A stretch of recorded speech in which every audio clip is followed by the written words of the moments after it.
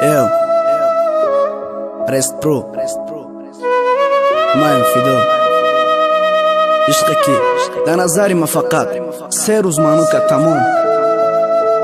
3 روز برای چی 3 روز؟ سوایت ده برای چی؟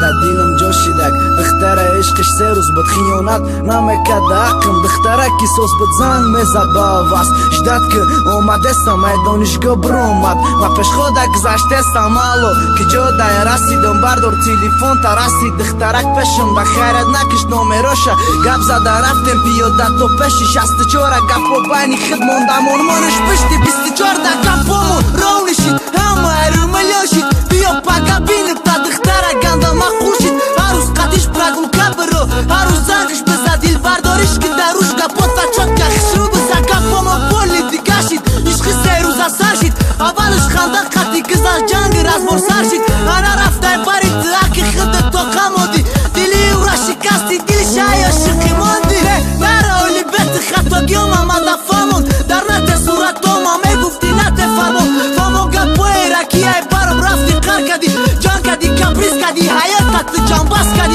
کدی عشقی را انیق دردد صورت تو ما زورا نکد دیگه نمیه پشت موندو پای کوما قسم خوردن بالا گفتن نزا پیسی و زنید خوشبختی میخواستم ایتو اینه دیل مکندم رفته که فیدو چو مکنی برای پای خدت هر روز زورش میکدی نمیترسم مرگی خدم SMS و شفرامش نکتش ندیدنی تو بد خوشبختی شقتی تو میخواست گپش ده یادی تو بد چند بار بخشیدی چند بار خرسان شدی ده پشش گفت پشیمان میشه اولی ده دیل میمونه نشه دیل برداری کده تا اوژه عشقای چشم رخته سته عشقی پش نشه سر با ده دیلی مدر اومده سر رو ای پشم نمیخوام بینم رنگ روته برا فرامش که تمام عشقی ما شیده دیده عشقی ما بده تمام شید عشقی 3 روز سر شید در دیل ما دیده که یه فکرم فرامش شید همین قبل عشقی کنیت بر قسمت نیتو نره رده خطای گفتم قدمت SMS نویستی نزد پیسی و زنگم چارنی موندی خطا کردم دوستو بداشتی فیدای را خودت خواستی تلیفونت بری صورتاش